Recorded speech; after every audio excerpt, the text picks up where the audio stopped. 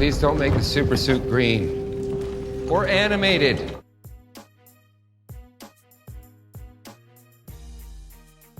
Number 20. I'm Batman. Deadpool 2. While trapped inside a prison meant to hold mutants, Deadpool encounters the time-traveling antihero Cable, whose prime objective is to kill a young mutant Deadpool is trying to keep safe. Naturally, the two polar opposites brawl. And when Cable asks who Deadpool is, Wade cheekily replies, I'm Batman. We're pretty sure everyone at some point or another has uttered these two words. I'm Batman. It might just be a brief impression lightly riffing on Batman, but it is a hilariously unexpected line. The way he even imitates the gruff way that Michael Keaton says it also makes the moment a standout. I'm Batman. Ryan Reynolds will always be Deadpool, but hey, who knows? Maybe he can try his hand at the Dark Knight someday too. Number 19. Taskmaster's name. Deadpool number 9. It takes a lot to be a supervillain / occasional antihero. Superior skills and meaningful motives, but also a solid name. Unfortunately for Taskmaster, Deadpool doesn't think his alias is up to par. In an issue from the Deadpool comic, the two trade barbs with one another. Deciding to bring out the big guns, Wade starts dissing his rival's alter ego. Though he insults Taskmaster, he brings up solid points. After all, if your name sounds less like it belongs to a criminal mastermind and more like it belongs to a Kmart appliance, then it's time to rethink your whole gimmick. Number 18. McAvoy or Stewart. Deadpool. Though multiple live-action versions of the same character have become pretty commonplace within the last decade, it doesn't mean the concept can't occasionally be confusing. This is especially true when examining the mind-bogglingly frustrating X-Men movie timelines. Morning, Logan. Late start. Echoing fans' issues with them is none other than the Merc with a Mouth. As Colossus drags Deadpool away to go visit Professor X, he exhaustively asks which version of the Professor it is. Let us go talk to the professor. McAvoy or Stewart? These timelines are so confusing. Deadpool is no continuity cop, but honestly, we appreciate him trying to keep track of the different professors as humorously as only he can. Number 17. Wolverine's jealous of Deadpool's healing factor. Ultimate Spider-Man. While Deadpool's brief appearance in the Ultimate Spider-Man cartoon isn't quite a picture-perfect adaptation, there are some moments where his iconic personality truly shines. Well, word is that Fury left his shield tablet in a hotel bathroom. So you can see why I'd want to be discreet. An example of this is when Deadpool begins ranting to Spidey about his healing factor. To gloat, he starts doing an impression of Wolverine wishing he had a healing factor as good as his. I got a healing factor that makes Wolverine go like, I wish I had Deadpool's healing factor, bub. It's all in my origin story. There's no doubt that Deadpool's regenerative abilities are top tier, but is clowning on Wolverine really the smartest move? No, but then again, you wouldn't expect Deadpool of all people to make the smartest moves. Number 16. Parodying Logan's death. Deadpool 2. It's safe to say that Wolverine got one of the greatest superhero send-offs ever in Logan. Don't be what they made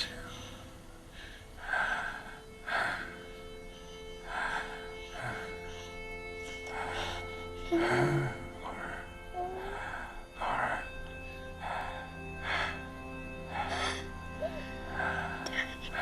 So really, it only makes sense that Deadpool 2 would find a way to parody it. Papa? Papa, can you hear me? Papa, can you find me in the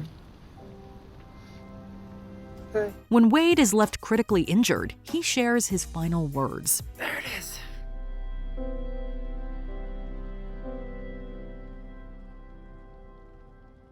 No, that's the sun. Don't stare directly into that. They aren't actually his final words, though, and they're not exactly uplifting either. Woodpecker. Gingivitis. Codswallop.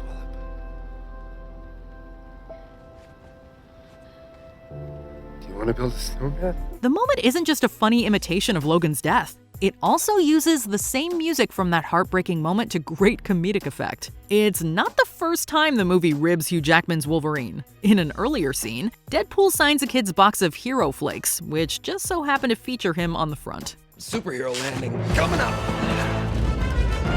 If Deadpool isn't teasing Wolverine, then is he even Deadpool?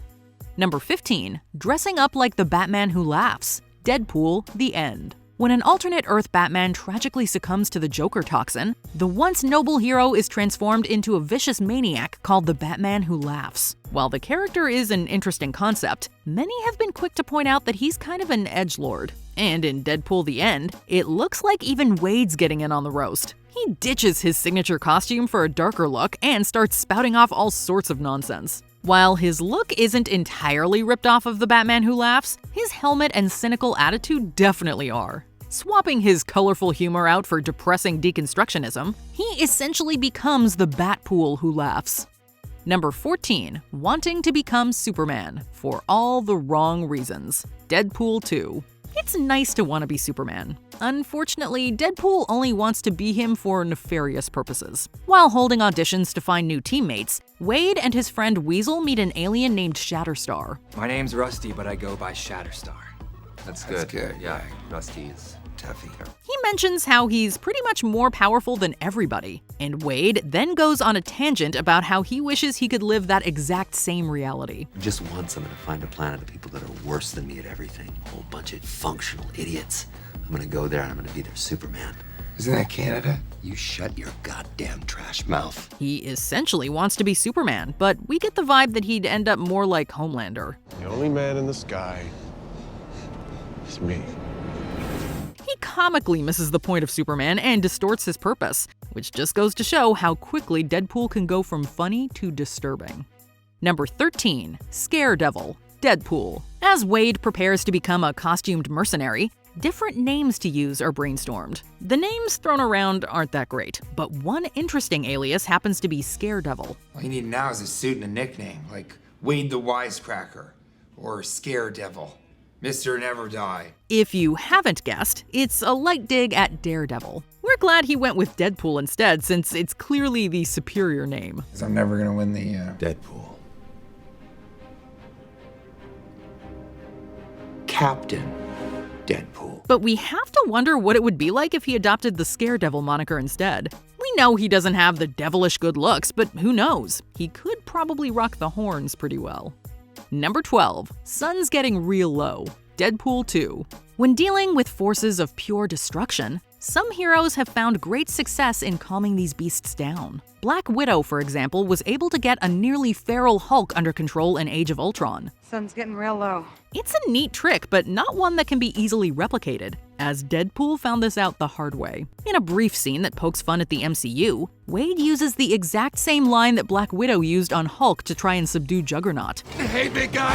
The sun's getting real low! Let's just say it leads to some hilariously devastating results. These kinds of character bonding moments that are common in the MCU don't always work out everywhere else. When they don't, then you get moments that are horrifying instead of wholesome.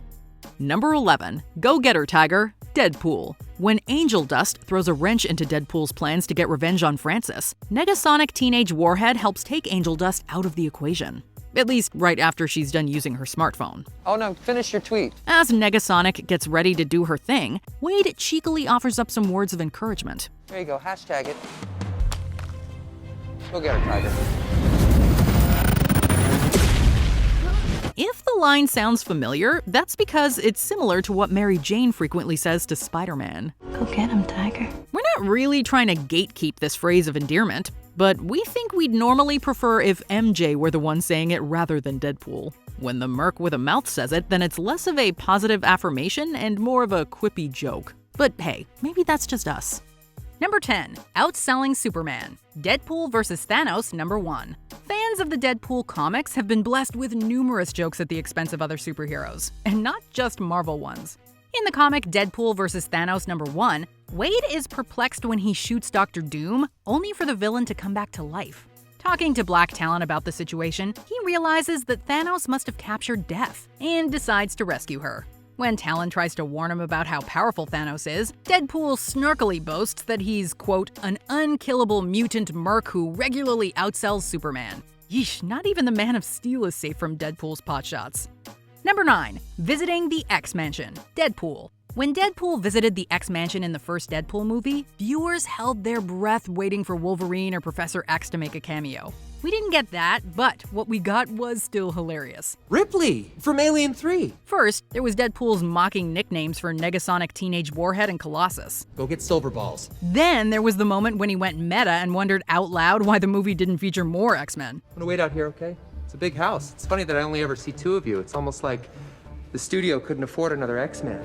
He would return to the X-Mansion with the same question in the sequel, and viewers would get something of an answer, this time at Deadpool's expense. I am not X-Men material at all. First off, I'm not even a virgin. Second, and more. Number 8. Calling Cable Thanos. Deadpool 2. The second Deadpool movie is chock full of pop culture nods and jabs. I made mistakes. I want to take them back. When Deadpool learns that Russell will go on to kill Cable's family in the future, he strikes a deal with Cable to try to convince the young Russell to change his dark future. Promise you'll give me a chance to put him on a different path. Define chance. I don't know. How long does it take to save someone's soul? That's I'll not. give you 30 seconds. After Russell blows the doors of the orphanage open, Cable insists he's too far gone. But Deadpool quips back. Zip it, Thanos. We have a deal. It's the perfect shutdown, thanks of course to the fact that Josh Brolin, who plays Cable, also portrayed the Mad Titan in the Marvel Cinematic Universe. Number 7. Aversion to green suits. Deadpool. Much has been said about the quality of the 2011 movie adaptation of Green Lantern starring Ryan Reynolds. Not bad, huh? You're a superhero. With Reynolds playing Deadpool, it was a foregone conclusion that the Merc with a Mouth would ridicule his previous role. What is this? Why is your skin green? Why are you glowing? What the hell is with that mask? When Wade is recruited for experimental cancer treatment, he pokes fun at his former DC character. As he's being pulled along on a gurney, he remarks, And please don't make the super suit green. Or animated. This throwaway line is a perfect jab at Green Lantern's heavy use of CGI, especially on the hero's costume, which was widely criticized upon the movie's release. Number 6. Hulk's Intelligence. Deadpool number 9. In this issue of the comics, Deadpool is stuck in the Bone Beast dimension. After fighting off several Bone Beasts, Wade learns that the Bone Beast Queen wants to take over his body. In the midst of a fight with one of the beasts, Deadpool decides he wants to Hulk out of his current predicament because, quote, Hulk is real dumb and pulls it off all the time. He then quips that he's, quote, at least as dumb as the Hulk. Hulk may be more brawn than brains, but Bruce Banner is a brilliant theoretical physicist. You might want to dial it back there, Deadpool.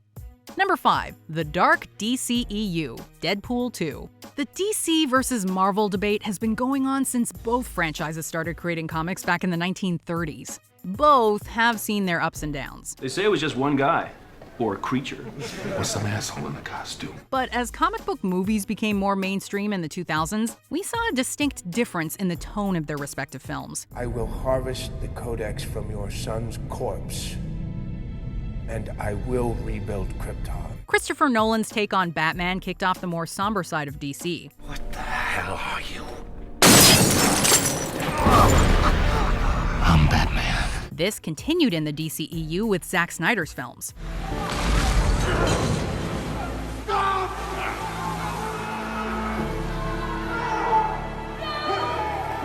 In Deadpool 2, our Merc with a Mouth takes notice of how driven Cable is, and quips, So dark! These ain't not from the DC universe! It's a quick one-liner that reminds us of the lighter nature of films found on the Marvel side of the fence. Number 4. Hawkeye Can't Catch a Break. Deadpool 2. Compared to the likes of a super soldier, an Asgardian god, and a rage monster, Hawkeye's inclusion in the Avengers has always been an easy target to poke fun at. Now, Hawkeye, it's time to do your thing. I'm out of arrows. What? I'm all out of arrows. I don't have any more. So, I guess I'm done, right? You know?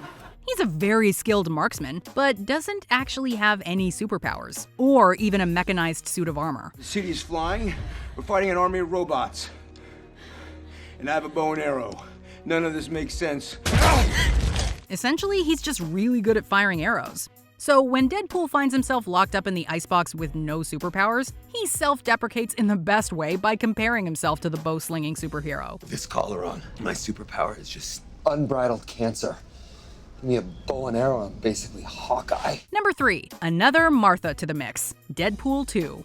When Batman vs. Superman was released, I Audiences were not thrilled with how the superheroes went from enemies to friends upon learning that their mothers had the same name. You're letting him kill Martha.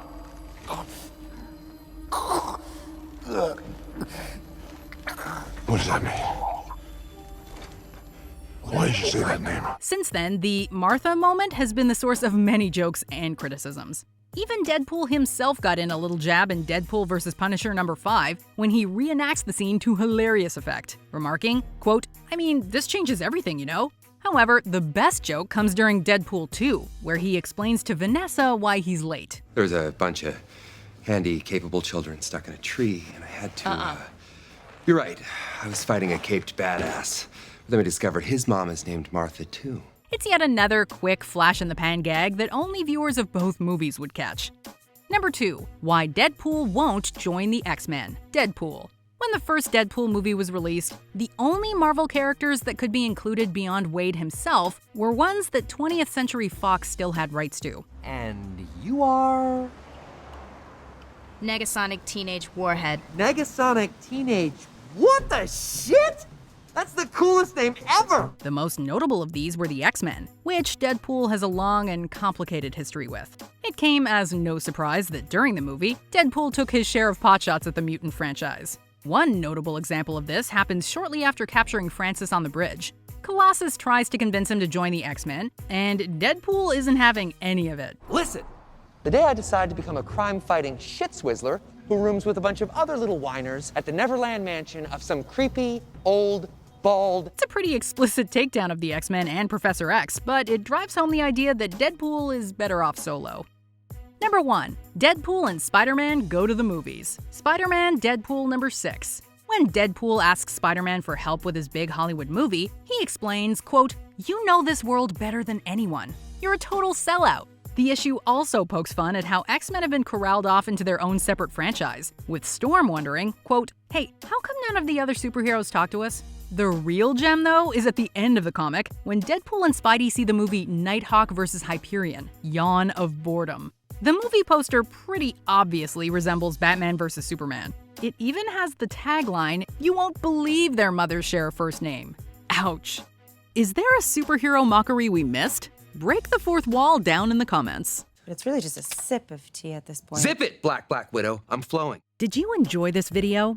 Check out these other clips from WatchMojo, and be sure to subscribe and ring the bell to be notified about our latest videos.